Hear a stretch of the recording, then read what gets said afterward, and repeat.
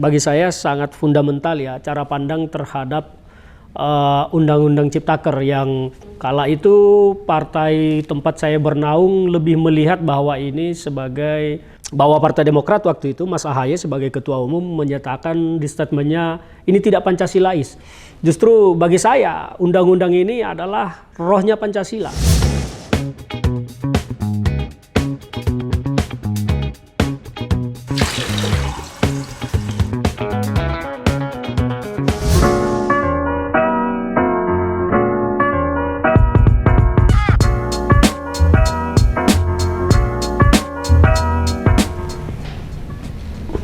Jumpa lagi di ngomongin politik CPNN.com bersama saya Tika Biantoro dan ditemani oleh Uda Fatra. Ya, seperti biasa kalau ngomongin politik CPNN.com itu akan ngobrol banyak tentang dunia perpolitikan tanah air ya. Kali ini kita akan ngobrol dengan salah satu mantan politikus dari Partai Demokrat. Ada Bapak Ferdinand Huta Hayan. Halo, selamat sore. Selamat sore Mbak Tika, Bang Fatra. Terima kasih sudah berkunjung ke Iya. kantor kita di CPNN.com. Apa Bang kesibukannya akhir-akhir ini? Ya, akhir-akhir ini setelah lepas dari partai politik agak kembali mengurusi bisnis-bisnis yang agak terbengkalai beberapa waktu.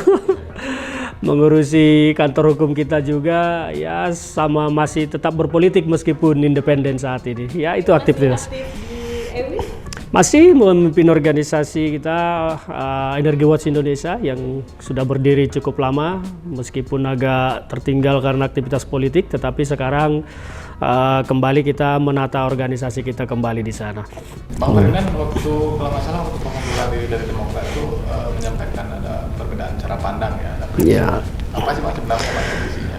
Ya, jadi memang ada yang bagi saya sangat fundamental ya cara pandang terhadap Undang-Undang Ciptaker yang diusulkan oleh pemerintah dan telah disahkan ya. Kala itu partai tempat saya bernaung lebih melihat bahwa ini sebagai substansinya kira-kira bahasa besarnya pembawa masalah lah kira-kira begitu. Tetapi saya justru melihat bahwa undang-undang ini tidak membawa masalah, tetapi justru akan membawa Indonesia ini menjadi sebuah negara yang menjadi favorit ya bagi kedatangan para investor asing, karena dari banyak sisi dengan undang-undang ini akan banyak dimudahkan sekali. Memang opini berkembang bahwa undang-undang ini seolah-olah memberi karpet merah kepada pengusaha. Memang kalau kita lihat betul pengusaha dipermudah, tetapi tidak dengan dipermudah itu menjadi semaunya, bebas sebebasnya tanpa aturan. Tidak demikian, tetapi ada hal-hal yang tetap diatur, tetapi memang lebih mudah daripada yang selama ini. Karena ini juga kan kita sebuah negara yang hidup di kompetisi global ya. Tidak bisa kita hidup sendirian di dunia. Bahwa negara-negara lain juga negara-negara berkembang membuka negaranya, memberikan karpet merah juga kepada investor-investor untuk datang. Nah, ini kan menjadi persaingan bagi kita karena kita juga negara berkembang butuh itu. Nah, perbedaannya di sana terutama juga padahal bahwa Partai Demokrat waktu itu Mas Ahaye sebagai ketua umum menyatakan di statementnya ini tidak Pancasilais. Justru bagi saya undang-undang ini adalah rohnya Pancasila, menjadi Pancasilais karena di sana apa? Ada keadilan sosial yang diusung oleh undang-undang ini, di mana para pengusaha lebih mudah untuk berusaha, tetapi pekerja juga hak-haknya lebih diperkirakan dan lebih dipikirkan oleh pemerintah. Selain itu, para pengangguran, karena tingkat pengangguran di kita masih lumayan tinggi, ini akan menjadi terbuka tempatnya nanti mencari pekerjaan dengan masuknya. Jadi ada keadilan sosial antara yang sudah bekerja, sedang bekerja, pengusaha yang sudah ada, pengusaha yang akan datang, dan yang belum bekerja. Sehingga semua kepentingan di sini disatukan. Memang yang namanya keadilan sosial itu kan kadang-kadang kita ada yang harus direlakan berkorban sedikit, nah supaya yang lain terakomodir. Nah, itu yang saya bilang ini justru Pancasilais. Bahkan pahlawan kita dulu saja rela berkorban nyawa, masa kita sekarang tidak rela berkorban sedikit saja untuk mengakomodir kepentingan-kepentingan ini yang pada ujungnya nanti menurut pengamatan saya, penglihatan saya, situasinya kita ini akan sama-sama maju. Pengangguran dapat pekerjaan, yang sudah bekerja tetap bekerja, pengusaha yang sudah ada bisa lebih mengembangkan usahanya, dan yang ingin masuk mereka akan sangat tertarik masuk karena mudah untuk berinvestasi di sini. Nah, itu yang saya lihat, dan goal akhirnya adalah peningkatan investasi banyak, kita ekonominya naik, meningkat, pertumbuhan ekonomi tinggi. Ujung-ujungnya kan semua ini bermuara kepada pendapatan negara yang akan membawa keadilan sosial bagi masyarakat. Karena masih banyak masyarakat kita yang harus disubsidi. Dari mana subsidi kalau tidak dari pendapatan negara? Nah, inilah perputarannya yang saya lihat. Nah, pada saat itu partai saya berpendapat berbeda. Sementara saya melihat seperti itu tadi, sehingga saya memutuskan untuk keluar dari Partai Demokrat karena perbedaan ini. Bagi saya kalau sudah berbeda tidak mungkin saya menjadi munafik di dalam. Apalagi harus duduk diam dan pura-pura menerima. Bukan karakter saya seperti itu. Jadi saya memilih untuk keluar. Tapi kan untuk hengkang dari partai itu kan sebuah keputusan besar. Apakah memang benar-benar momennya untuk penolakan Undang-Undang Cipta Kerja ini, atau sebelumnya memang sudah ada konflik, Bang? Ya, saya tidak ingin menyebutnya konflik ya, tetapi perbedaan pendapat ada, tentu ada. Ya, ada beberapa hal yang memang berbeda pendapat saya dengan kawan-kawan di sana, terkait juga cara pandang saya dengan situasi politik nasional, terutama terhadap kaum ekstrem kanan yang saya sebut seperti kelompok Hizbut Tahrir, FPI segala macam. Itu memang banyak juga membuat perbedaan pendapat antara saya dengan kawan-kawan di dalam, bahwa saya kesannya dituduh malah saya yang ekstrim ya, bukan pihak yang saya tuduh ekstrim. Jadi saya dianggap terlalu keras kepada kelompok Islam. Saya bilang saya tidak mungkin keras kepada kelompok Islam. Saya setiap hari hidup di dalam lingkungan yang Islam, tetangga kiri kanan segala macam. Saya hidup dengan kawan-kawan yang Islam. Jadi bagaimana mungkin saya akan hidup menjadi anti-Islam? Nah, itu sangat salah pendapat itu, dan tetapi itu dijadikan menyerang saya juga di dalam, yang semakin membuat posisi saya anggap tertekan lah ya, tertekan, sehingga dari banyak kondisi itu saya menyimpulkan ya memang sudah saatnya saya harus pergi, meskipun sebetulnya sebelum saya mengambil keputusan ini saya sebulan sebelumnya sudah diskusi juga dengan Pak SBY, saya sudah sampaikan segala macam termasuk keluhan saya, apa yang saya rasakan ya. Tetapi mungkin ya karena posisi beliau juga sudah bukan menjadi ketua umum lagi, jadi kendali partai ada di Mas AHY, ya saya tidak melihat ada perubahan lah ya. Jadi saya harus memutuskan mengambil sikap karena saya tidak mungkin berada dalam lingkungan yang dimana saya terus menjadi berbeda ya, karena ini partai politik dan keputusan politiknya banyak, sementara saya berseberangan ya. Itulah yang ujungnya membuat saya memilih untuk keluar. Ada rencana untuk kembali ke partai lagi, Bang? Mungkin kayak ya kita tahu kayak Bang Ruhut kan dia pilih PDIP gitu. Mungkin emang sudah ada juga komunikasi dengan partai-partai yang ada? Ya, tentu saya pasti akan kembali ke partai politik. Ketika itu juga saya keluar, saya menyatakan bahwa saya akan kembali dan memilih partai politik yang betul-betul konsisten memperjuangkan NKRI, memperjuangkan Pancasila secara konsisten, tidak setengah-setengah. Itu syarat bagi saya nanti akan memilih salah satu partai, dan pasti saya akan kembali berpartai, tetapi tidak tahun ini, mungkin awal-awal tahun depan atau pertengahan, tetapi saya pasti akan memilih salah satu partai yang saya lihat konsisten memperjuangkan NKRI dan Pancasila secara kuat ya, jadi tidak setengah-setengah. Ya, ada kawan-kawan beberapa partai yang mengajak, tapi tidak usah saya sebut partainya karena ada beberapa partai ya.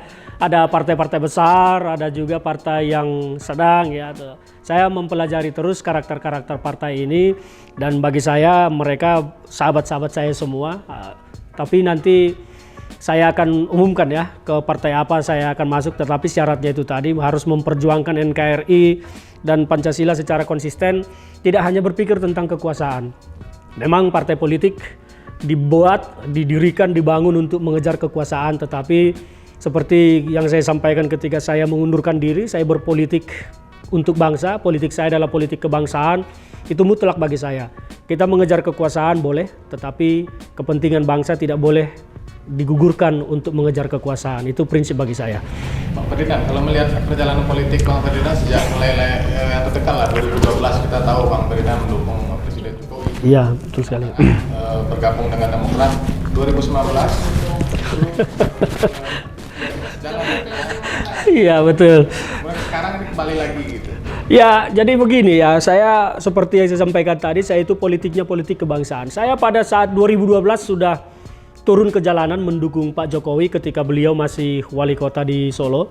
Saya pertama sekali ketemu dengan beliau itu waktu datang ke Jakarta membawa mobil SMK di proklamasi ya. Saya pertama sekali bertemu dengan beliau sehingga kemudian belakangan terus kita dengan kawan-kawan mendirikan pertama sekali relawan Jokowi dulu di tahun 2012.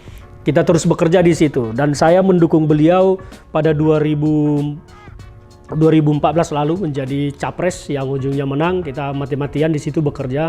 Tetapi saya memilih keluar pada saat itu ketika saya berbeda pendapat tentang subsidi BBM. Kala itu Pak Jokowi ingin menghapus subsidi BBM. Saya waktu itu masih memimpin lembaga yang Energy Watch tadi ya. Saya keras menolak. Pada akhirnya saya menyatakan oke, setuju, tetapi dengan syarat dari hampir 400 triliun itu 398 triliun kalau nggak salah ya, nanti saya bisa dikoreksi. Saya minta 50 triliun tolong ditempatkan ke BPJS. Karena saya juga rajin dulu keliling ke daerah-daerah melihat bagaimana saudara-saudara kita yang ingin berobat harus ngantri di puskesmas. Masih di puskesmas, masih Jakarta ini masih beda, banyak rumah sakit di daerah puskesmas. Jam 5 subuh orang sudah ngantri untuk berobat. Nah itu saya prihatin melihat itu, maka dulu saya minta ditempatkan 50 triliun untuk BPJS supaya kita perbaiki sistem pelayanan masyarakat ini. Tapi tidak disetujui dulu karena alasan bahwa ini akan dibangunkan tol, apa segala macam lah, banyak infrastruktur.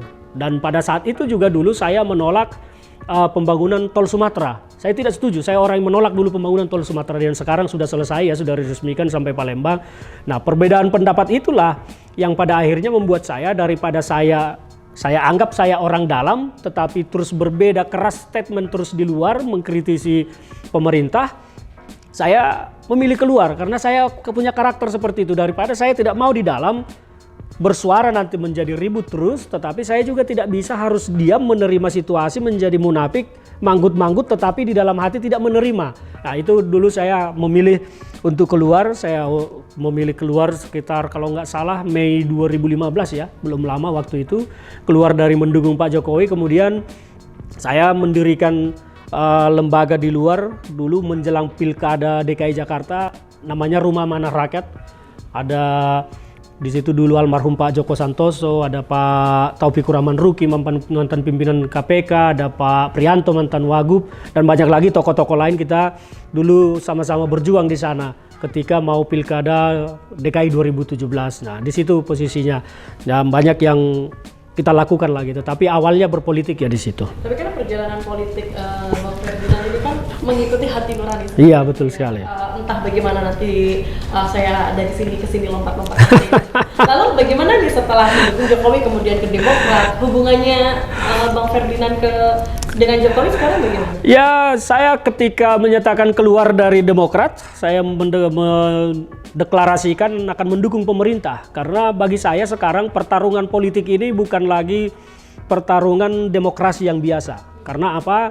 Bagi saya ini sudah masuk kepada pertarungan ideologi antara politik kanan dengan politik nasionalis. Nah, saya harus memilih posisi, saya harus berada di politik nasionalis. Maka saya memilih keluar dari teman-teman karena saya juga dulu 2019 bersama mendukung Pak Prabowo memang terlalu jauh masuk ke dalam politik identitas ya. Bahkan kawan saya waktu itu Andi Arief sampai memilih istilah setan gundul ya, banyak sekali. Jadi saya meninggalkan ini sekarang, saya mendeklarasikan mendukung pemerintah, tidak mendukung Jokowi secara pribadi ya, tetapi mendukung pemerintah untuk melawan pertempuran ideologis ini. Karena bagi saya mencermati sekarang, semua melihat setelah kepulangan Habib Rizik juga ini semakin terlihat keras ya, sebagaimana cuitan saya sebelum Pak Rizik Syihab kembali ke Indonesia ini memang situasi politik akan ramai. Dan terbukti sudah mulai ramai. Saya memilih posisi harus berada di kalangan nasionalis. Maka sekarang saya menyatakan mendukung pemerintah. Kalau hubungan saya dengan Pak Jokowi baik-baik, tidak ada masalah. Bahkan dulu juga dengan keluarga itu saya hubungannya baik. Ya sekarang juga dengan beberapa menteri sering komunikasi, saya bilang apa yang bisa kita lakukan untuk mensukseskan program Pak Jokowi. Karena Pak Jokowi ini jangan dibiarkan sendirian, karena lawannya banyak di luar sana. Kira-kira seperti itu. Nah setelah keluar dari Demokrat, itu komunikasi dan hubungan dengan Pak SBY mungkin atau teman-teman Demokrat bagaimana Bang? Masih terjalin gitu? Ya, hubungan silaturahmi terus berjalan ya dengan Pak SBY. Bahkan kemarin waktu Mas Ibas ulang tahun, saya masih WA beliau mengucapkan selamat ulang tahun, dan beliau juga membalas WA saya dengan kalimat yang penuh spirit juga ya, mendukung tetap semangat Bang Eva gitu ya. Jadi hubungan saya dengan kawan-kawan, terutama dengan keluarga Pak SBY baik, termasuk almarhumah Ibu Hani yang juga punya sejarah dan kedekatan khusus dengan saya secara pribadi ya. Saya kalau bicara tentang beliau suka sedih, pengen nangis, tapi mudah-mudahan beliau sudah damai di surga. Jadi itu hubungan saya dengan mereka tetap baik hingga pada saat ini, meskipun dengan beberapa kader ya berbeda, itu biasalah cara pandang politik, kira-kira begitu. Ini kan Bang Ferdinand kan termasuk yang aktif ya di media sosial, Iya. di Twitter seperti itu. Bahkan dulu beberapa waktu lalu pernah diserang dengan tuduhan gelar palsu dan berdebat dengan Profesor Yusuf. Itu bagaimana Iya, ceritanya, Bang? jadi begini, itu saya sudah komunikasi dengan Prof. Yusuf tentang hal itu. Beliau itu termakan sebuah hoax ya, yang dibuat oleh entah siapa. Bahkan beliau dulu sampai melaporkan itu ke Polda Sumatera Utara ya, karena beliau itu ada di Sumatera Utara. Ada sebuah poster nama saya menggunakan gelar, beberapa gelar lah, pakai insinyur segala macam. Saya dulu diam, tidak menanggapi itu. Karena apa? Saya tahu, sudahlah, ini lagi zaman politik, namanya fitnah, hoax segala macam, biasalah untuk menyerang pribadi. Tetapi saya tidak perlu khawatir karena bukan saya yang membuat, dan jelas identitas saya pun tidak pernah palsu. Jadi saya sudah bicara juga dengan Prof. Yusuf belakangan ini, juga kita sering komunikasi, dan beliau sudah akhirnya mengetahui bahwa itu adalah sebuah hoax ya. Jadi sudah berhenti juga, maka di kepolisian juga tidak ditindaklanjuti, karena memang saya juga tidak tahu dulu yang bikin siapa, tetapi kemudian ramai beredar. Ya saya tidak terlalu ambil hati karena memang ya sudahlah, Demokrat. Ya, sekarang setelah keluar dari Demokrat dan kembali lagi aktif di media sosial, yang mungkin pernah ketemu lagi dengan teman-teman yang dulu lawan politik, sekarang pernah lagi, gimana rasanya?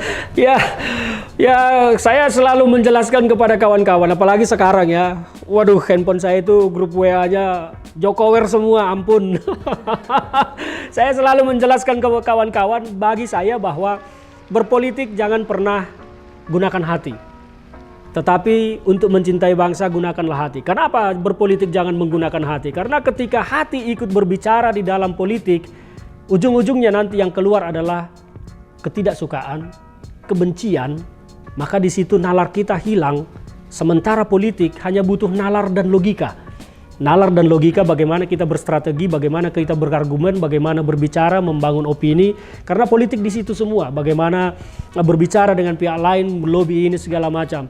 Itu tidak boleh menggunakan hati. Tetapi kalau untuk mencintai bangsa, gunakan ketiganya, hati, nalar, dan logika. Tanpa hati jangan pernah bicara tentang bangsa. Karena hanya hatilah yang bisa menunjukkan kita siapa sesungguhnya untuk bangsa ini. Jadi ketemu dengan mereka kembali sekarang, satu grup WA segala macam, ya kita santai aja, ketawa. Jadi mereka justru yang khawatir, jangan-jangan Ferdinand marah nih ke kita nih. Saya bilang tidak, saya tidak marah. Saya maklum bahwa itu adalah situasional politik. Ini kan Bang Ferdinand emang cukup kuat dan menguatkan diri untuk bisa berpolitik di tanah air seperti itu. Lalu apa rencana Bang Ferdinand di dunia politik? Saya itu punya hasrat ya. Saya kalau untuk di legislatif saya tidak punya hasrat sama sekali sebetulnya. Kemarin itu 2019 saya maju caleg. Tujuannya tidak untuk terpilih tetapi untuk membantu Partai Demokrat, karena di Bogor berdasarkan survei yang kita miliki, suara kita hilang diambil oleh partai tertentu lah ya. Dari survei kita waktu itu kita punya incumbent dari sana. Nah, kesimpulannya harus ada sosok baru dari Partai Demokrat yang nyalon di Bogor ini untuk menambah suara. Persyaratan minim seminimnya yang penting bisa terpenuhi, ya itulah yang saya berikan. Karena waktu sudah sangat mepet, tinggal 2 hari kalau tidak salah. Orang-orang pun kaget, ini Ferdinand kok udah langsung bisa lengkap cuman berapa hari. Padahal ya saya hanya memenuhi persyaratan minimum. Untuk apa saya memberikan persyaratan maksimal, ternyata minimum juga lolos. Ya kan, karena orang melihat pribadi kita. Nah itulah dasarnya kenapa 2019 saya nyalek. Nah jadi kalau sekarang target politik sama, sekarang juga saya tidak punya hasrat untuk menjadi anggota legislatif ya. Saya tidak punya hasrat untuk itu. Kalaupun di dunia politik saya aktif ini, saya hanya pengen suatu saat itu bisa aktif ya. Dan saya juga tidak suka ada di struktur pemerintahan. Saya itu lebih suka saya itu di balik layar memberikan ya semacam jadi pembisik lah. Saya lebih suka begitu, penasehat atau memberikan saran segala macam di ruang tersendiri, tetapi saran saya itu didengar kira-kira seperti itu. Saya tidak suka menjadi pejabat. Saya takut malah jadi pejabat. Kenapa? Karena saya ini datangnya dari jalanan aktivis yang keras mengkritik. Kalau saya nanti pejabat, saya takut kayak kawan kita di Prabowo ini ya, tiba-tiba ditangkap KPK hanya karena masalah seperti ini. Dan saya takut di situ. Saya orang juga berteman. Nanti ketika saya menjabat, teman-teman datang, "Bang, bantu dong. Kita tidak bantu, dibilang sombong. Kita bantu, ya takut kejebak." Nah itu makanya saya pribadi tidak pernah terlalu ingin untuk menjadi menjabat atau menjadi pejabat. Saya lebih suka udahlah sembunyikan saya di mana, yang penting saya support, saya bantu, apa yang bisa saya lakukan untuk bangsa saya lakukan. Pemikiran saya cuma seperti itu. Ini menarik sekali kita belajar politik dengan Bang Ferdinand, malang melintang bersama partai-partai yang menjadi incarannya Bang Ferdinand seperti itu. Tapi kita akan ngobrol lebih banyak lagi tentang isu-isu di tanah air bersama Bang Ferdinand Huta Hayan. Tetap di Ngompol, ngomongin politik, cpnn.com.